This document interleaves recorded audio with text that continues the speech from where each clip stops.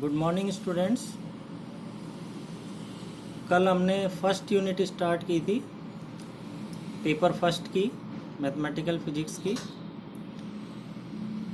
और उसमें वक्ररेखीय निर्देश तंत्र क्या होते हैं और लांबिक वक्ररेखीय निर्देश तंत्र क्या होता है, इसके बारे में हमने पढ़ा था।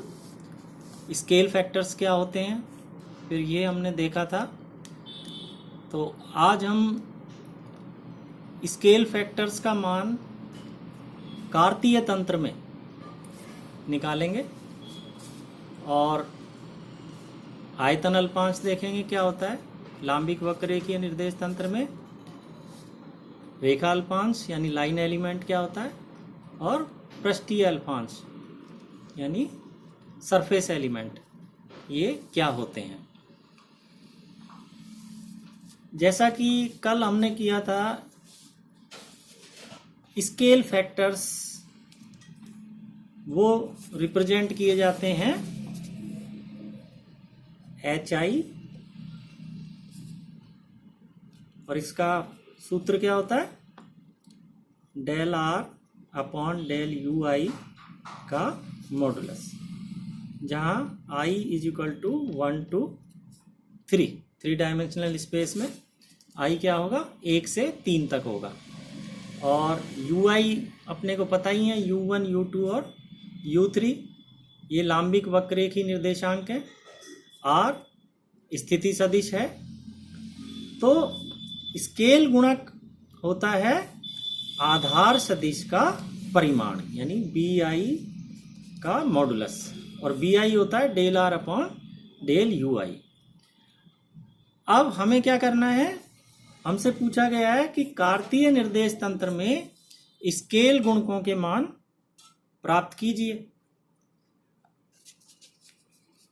तो फॉर्मूले से हमें पता है कि ये होता है del R by del UI का मॉडुलस, यानी एक तो हमें स्थिति सदिश R चाहिए। अब कार्तीय तंत्र में हमें पता है स्थिति सदिश क्या होता है, R is equal to XI plus YJ plus ZK। तो ये तो R हो गया। UI यानी U1, U2, U3, तो ये हमें पता है, ये क्या है, निर्देशांक हैं, और कार्तीय निर्देशांक U1 की जगह X रख देंगे, U2 की जगह Y रख देंगे, और U3 की जगह Z रख देंगे। तो पहला स्केल गुणक अगर हम निकालना चाहें, देखिए I इज इक्वल टू हम 1 रख दें इस फॉर्मूले में, तो पहला स्केल गुणक क्या आ जाएगा, H1। और ये बताने के लिए कि ये हम कार्तीय तंत्र के लिए निकाल रहे हैं स्केल गुणक, इस सबस्क्रिप्ट को 1 की जगह हम X लगा देते हैं यानी HX। तो HX से हमें ये पता लग रहा है कि ये कार्तीय तंत्र के लिए पहला स्केल गुणक है। डेल R क्या हो जाएगा, XI plus YJ plus ZK, और डेल UI यानी डेल U1। U1 होता है X, तो हो जाएगा डेल बाई डेल X और XI plus YJ plus ZK। इसको सॉल्व करेंगे तो क्योंकि X, Y और Z ये तीनों इंडिपेंडेंट वेरिएबल हैं, स्वतंत्र राशियां हैं, इसलिए del X by del X ये तो 1 हो जाएगा, और del Y by del X ये 0 हो जाएगा, और del Z by del X ये भी 0 हो जाएगा। तो ये आ जाएगा only this modulus of I, और ये हमें पता है ये होता है इक्वल टू 1। तो पहला स्केल गुणक जो है, पहला स्केल फैक्टर क्या हो जाएगा कार्तीय निर्देश तंत्र में, 1। इसी तरह से जब i बराबर हम 2 रखेंगे तो हमें दूसरा स्केल फैक्टर मिल जाएगा h2। इसको hy से भी लिख सकते हैं। Again del by del u2 xi plus yj plus zk, तो u2 हो जाएगा y, तो del by del y of this. तो इसमें हम देखेंगे ये 0 हो जाएगा, ये वाला 0 हो जाएगा और del y by del y ये 1 हो जाएगा। तो इसको हम सॉल्व करेंगे तो इजीली हम देख सकते हैं कि ये मॉडुलस ऑफ j इसके बराबर आएगा, क्योंकि del x by del y और del z by del y ये तो 0 हो जाएंगे और del y by del y ये 1 हो जाएगा। तो ये आ गया अपना modulus of j, this is again equal to 1। तो दूसरा स्केल गुणक भी 1 आ जाता है। फिर i बराबर 3 रखते हैं इसी तरह से, तो h3 इसको रिप्रेजेंट करते हैं hz से, तो ये क्या आ जाएगा, अगर हम इसी एनालॉजी पर चलें तो ये मॉडुलस ऑफ k, ये आप इजीली सॉल्व कर सकते हैं और ये अगेन हो जाएगा 1। तो अब देखते हैं कि कार्तीय निर्देश तंत्र में स्केल गुणकों के मान हमें प्राप्त होते हैं 1, 1 एंड 1। तो hx is equal to hy is equal to hz is equal to 1। तो इस तरह से अगर ये क्वेश्चन पूछा जाता है कि कार्तीय निर्देश तंत्र में स्केल गुणकों के मान प्राप्त कीजिए, तो हम इजीली इस फॉर्मूले का ये सूत्र याद रखो, इस सूत्र से हम आसानी से ये प्राप्त कर सकते हैं। अब हम देखना चाहेंगे लंबाई अल्पांश या लाइन एलिमेंट क्या होता है।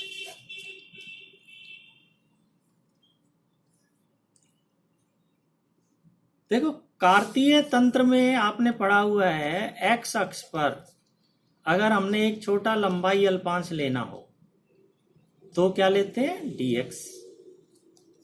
y अक्ष पे लेना हो वो क्या लेते हैं, dy, और इस पे लेते हैं dz। तो dx, dy, dz ये तीनों अक्षों पे लंबाई अल्पांश हैं।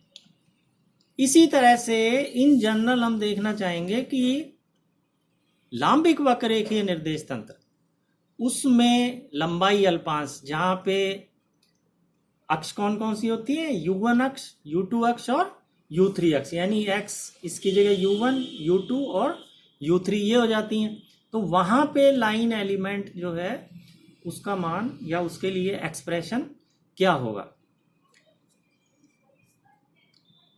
तो विस्थापन तो हमने देखा है, कल के लेक्चर में हमने निकाला था dr, कि dr का मान क्या होता है, ये हमने कल के लेक्चर में निकाला था। जैसे आधार सदिशों के रूप में अगर हम लिखना चाहें पदों में तो ये होता है i is equal to 1 2 3 bi dui। इसी तरह से कल जैसे हमने देखा था इसको स्केल गुणक के पदों में भी लिख सकते हैं, bi होता है hi।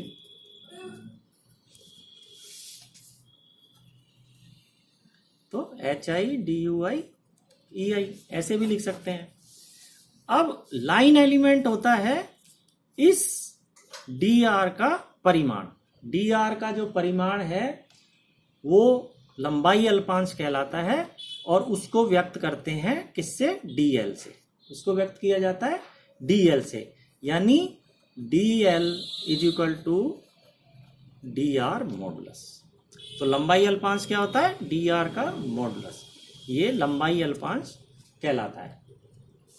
इसका अगर हम वर्ग लें यानी लंबाई अल्पांश का वर्ग, तो उसको हम कैसे लिखेंगे, dl स्क्वायर। तो dl square will be dr dot dr, ये लंबाई अल्पांश का वर्ग हो जाएगा। अब हम dr की वैल्यू रख देते हैं, तो D L square is equal to sigma I is equal to 1 to 3 B I D U I dot again D R है sigma J is equal to 1 to 3 B J D U G. Index इसमें अपन ने दोनों अलग अलग लिखे हैं। यहाँ इसमें आई लिया है, वैल्यूज दोनों की सेम है, आई इज इक्वल टू 1 to 3, यहाँ भी जे इज इक्वल टू 1 to 3, लेकिन क्योंकि ये अलग अलग है तो यहाँ पे इंडेक्स भी अपने को अलग अलग ही लेने पड़ेंगे। अगर एक जैसा लेंगे तो प्रॉब्लम ये आती है कि यहाँ अगर अपन ने 1 लिया आई बराबर 1 तो b1 du1 ये भी हमें 1 ही लेना पड़ेगा, तो ये b1 du1 ही आएगा, दोनों का स्क्वायर हो जाएगा। तो वो ये वाले पद नहीं आएंगे b1 b2, यानी जब i बराबर 1 हो और j बराबर 2 हो तो b1 b2 आएगा, b1 डॉट b2। लेकिन अगर हम i ये भी i लें ये भी i लें तो फिर दोनों सेम हो जाते हैं, तो इसलिए ये i बराबर 1 to 3 और इसमें हम ले लिया j बराबर 1 to 3। तो D L square is equal to sigma I sigma J B I dot B J और D U I D U J. अब देखो बी आई और बी जे, बी क्या है? आधार सदिश है। अब ये मान लो u1 अक्ष है, ये u2 अक्ष है और ये u3 अक्ष है। आधार सदिश u1 अक्ष की दिशा में b1 b2 और u3 की दिशा में b3। अब b1 डॉट bj अगर हम निकालें, यानी मान लो हम पहले ये देखना चाहें b1 dot b2, b1 dot b2, तो देखें हम दोनों के, क्योंकि ये लांबिक वक्ररेखी निर्देश तंत्र है, तो लांबिक वक्ररेखी निर्देश तंत्र में ये कितना होता है? 90 डिग्री, परस्पर लंबवत होते हैं। तो b1 b2 cos 90, तो ये 0 हो जाएगा। इसी तरह हम b2 b3 लें तो अगेन b2 b3 इसमें भी एंगल क्या है? 90 डिग्री है, तो फिर ये 0 हो जाएगा। और b3 b1 लेंगे तो ये भी यही होगा। यानी हम कह सकते हैं i और j अगर डिफरेंट होंगे तो bi dot bj will always be equal to 0। लांबिक वक्ररेखीय निर्देश तंत्र में क्या होगा?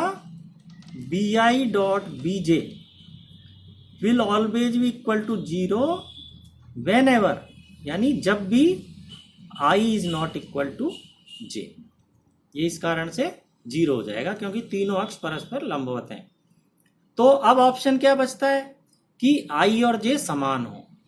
केवल एक यहां पर लांबिक वक्ररेखीय निर्देश तंत्र में ये ऑप्शन बचता है। तो ये ऑप्शन अगर हम यूज करें तो D L square is equal to sigma I और जे तो अब सेम हो गए, और ये हो जाएगा b I dot B I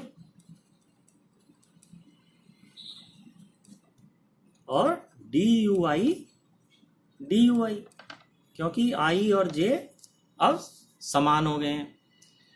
अब आधार सदिश स्केल फैक्टर्स की टर्म्स में क्या होता है? स्केल गुणकों की टर्म्स में एच आई ई आई, तो इसका यूज हम यहां पर कर लेते हैं B I dot B I. तो B I dot B I क्या हो जाएगा? सिग्मा आई एच आई और फिर बी आई वाला एच आई, तो एच आई स्क्वायर हो जाएगा, और ई आई डॉट ई आई, और ये हो जाएगा D U I square, D U I D U I. और ये होता है 1 लांबिक वक्ररेखीय निर्देश तंत्र के लिए ई आई डॉट ई आई, क्योंकि अगर अक्ष समान है E1 dot E1, E2 dot E2 E3 तो कॉस ऑफ एंगल 0 होगा इसमें, जो कि 1 होगा। तो ये सब वैल्यूज क्या आएंगी, इक्वल टू 1 आएंगी। तो ये 1 हो जाएगा और ये हो जाएगा sigma i equal to 1 to 3 HI square DUI square. तो इसको हम एक्सपेंड करके लिख लें, खोल के अगर लिख लें तो DL square is equal to क्या आ जाएगा, H1 स्क्वायर DU1 स्क्वायर, फिर I बराबर 2 रखेंगे, H2 square DU2 square, and similarly तीसरा आ जाएगा। तो H1 square DU1 square plus H2 square DU2 square plus H3 square DU3 square. तो ये हमारे पास एक्सप्रेशन आ जाता है, व्यंजक आ जाता है किसके लिए, लंबाई अल्पांश का वर्ग। किसमें, लांबिक वक्ररेखी निर्देश तंत्र में, लांबिक वक्र रेखी तंत्र। ठीक है, तो आपसे कहा जाए कि लांबिक वक्ररेखी निर्देश तंत्र में लंबाई अल्पांश के वर्ग के लिए व्यंजक प्राप्त कीजिए, तो आपको ये व्यंजक जो है ये डिराइव करना है। अब देखो, इसकी सहायता से हम आयतन अल्पांश निकालेंगे, वॉल्यूम एलिमेंट।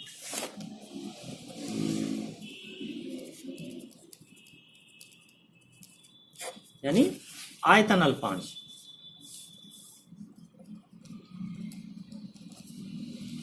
जैसे कार्तीय तंत्र में आयतन अल्पांश हमें पता है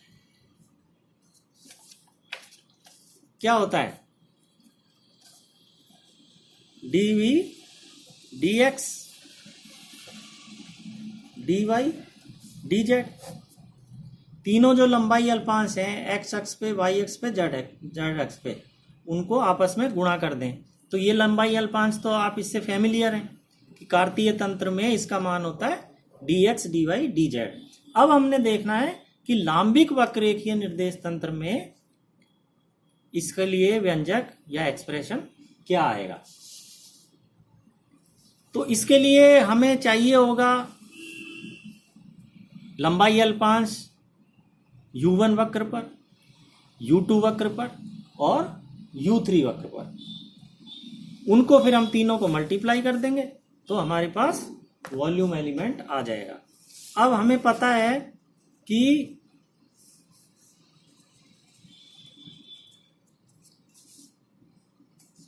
u1 वक्र पर क्या होगा, कोऑर्डिनेट u2 कांस्टेंट होगा और u3 भी कांस्टेंट होगा, दोनों नियतांक होंगे। इससे हम क्या लिख सकते हैं, du2 is equal to du3 is equal to 0। तो अब हम इस सूत्र में ये मान रख दें dl स्क्वायर वाले में, तो हमारे पास u1 वक्र के लिए लंबाई अल्पांश का वर्ग आ जाएगा, यानी dl1 स्क्वायर। तो dl1 स्क्वायर क्या आ जाएगा, देखो ये तो दोनों 0 हो गए क्योंकि du2 du3 0 है, तो ये आ जाएगा h1 स्क्वायर du1 स्क्वायर। और इससे dl1 ये आ जाएगा h1 du1। इसी तरह से सिमिलरली, जैसे ये हमने लिया u1 वक्र पर, अब हम लिख देंगे u2 वक्र पर। अब u2 वक्र पर क्या होगा, u1 और u3 वो कांस्टेंट हो जाएंगे। u2 वक्र पर क्या हो जाएगा, u1 और u3 ये नियतांक हो जाएंगे, ठीक है ना। तो इससे क्या है, du1 और du3 ये दोनों 0 हो जाएंगे। तो अगेन हम इसमें अगर रखेंगे इस सूत्र में तो ये वाला 0 और ये थर्ड वाला 0 सेकंड रह जाएगा।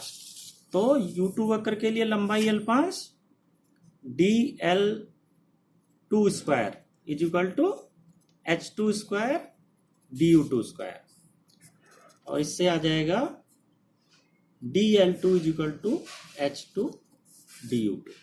ठीक है, और सिमिलरली u3 वक्र पर आ जाएगा dl3 is equal to h3 du3। तो अब हमारे पास dl1 आ गया, dl2 dl3, यानी u1 वक्र पर लंबाई L5, u2 पर और u3 वक्र पर लंबाई L5। तो आयतन L5 क्या हो जाएगा, अगर हम इसको dv या d टॉ से रिप्रेजेंट करें तो dl1 dl2 dl3 या h1 h2 h3 du1 du2 du3। तो इस तरह ये जो है ये व्यंजक हम प्राप्त कर लेते हैं लांबिक वक्र रेखीय निर्देश तंत्र में लंबाई अल्पांश के लिए h1 h2 h3 du1 du2 du3। इसी तरह पृष्ठीय अल्पांश अगर देखना हो, पृष्ठीय अल्पांश यानी सरफेस एलिमेंट, तो सरफेस एलिमेंट अपने को पता है इसमें दो लंबाई अल्पांश होने चाहिए सरफेस एलिमेंट के लिए, एक ये और एक ये। तो किन्हीं दो लंबाई अल्पांशों से मिलके ये बनेगा और वो दोनों लंबाई अल्पांश डिफरेंट होने चाहिए। ठीक है ना, यानी अगर एक ही अक्ष के ले लिए दोनों तो कोई मतलब नहीं है ना, एक इसका लें लंबाई अल्पांश और एक इसका लें तो इन दोनों से मिलके ये पृष्ठीय अल्पांश बनेगा। तो मान लो रेखा अल्पांश अपन ये ले लें dl1 और dl2, तो इन दोनों से मिलके जो बना पृष्ठीय अल्पांश है वो क्या होगा, dl1 dl2, दोनों को मल्टीप्लाई कर दें तो ये हो जाएगा h1 h2 du1 du2। ठीक है ना, इसी तरह से अगर dl2 और dl3 इनसे मिलके जो पृष्ठीय अल्पांश बनेगा वो dl2 dl3 यानी h2 h3 du2 du3।